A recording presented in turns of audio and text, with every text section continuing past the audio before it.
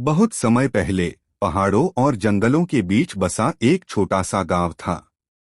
उस गांव में अर्जुन नाम का एक दयालु लकड़हारा रहता था। अर्जुन रोज जंगल जाता, लकड़ी काटता और घर लौट आता। लेकिन एक बात उसे सबसे अलग बनाती थी। वह कभी किसी जानवर को नुकसान नहीं पहुंचाता था। एक दिन जंगल में लकड़ी काटते समय अर्जुन ने अचानक जोरदार दहाड़ सुनी। दिल की धड़कन तेज हो गई। वह धीरे धीरे उस आवाज की तरफ बढ़ा और देखा, एक विशाल बाघ शिकारी के लोहे के जाल में फंसा हुआ तड़प रहा था। बाघ की आंखों में गुस्सा भी था और दर्द भी। अर्जुन सोच में पड़ गया, अगर मैंने इसे छुड़ाया तो ये मुझे खा जाएगा। अगर नहीं छुड़ाया तो यह तड़प तड़प कर मर जाएगा। कुछ पल चुप रहा। फिर उसका दिल बोला, दया सबसे बड़ी ताकत है। उसने कांपते हाथों से जाल खोला। बाघ बाहर निकला, जोर से दहाड़ा, लेकिन अर्जुन पर हमला नहीं किया।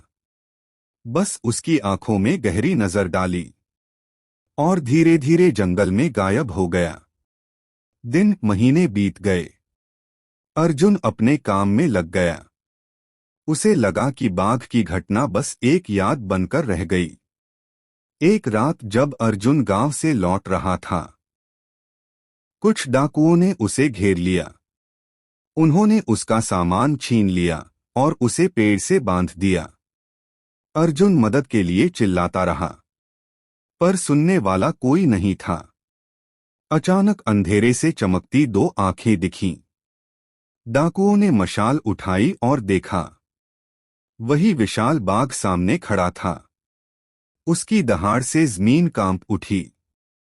डाकू डरकर भाग खड़े हुए। फिर बाघ धीरे से अर्जुन के पास आया। अपने नुकीले दांतों से रस्सी काटी और उसे आजाद कर दिया। अर्जुन कांप रहा था, लेकिन समझ गया, यह वही बाघ है जिसे उसने जाल से मुक्त किया था।